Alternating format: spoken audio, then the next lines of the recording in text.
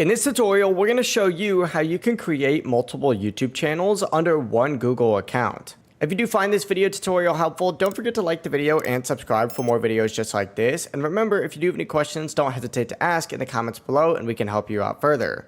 First things first, go ahead and click on your profile icon in the top right corner once you get on YouTube. Select the switch account option to view all of your existing channels. As you can see, you'll see that I already have many here.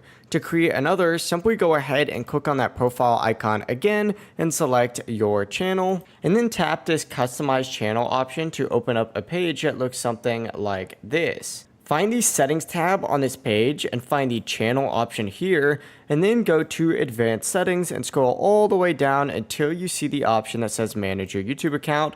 Click on that, and then you'll see an add or manage your channels option. Go ahead and click on that.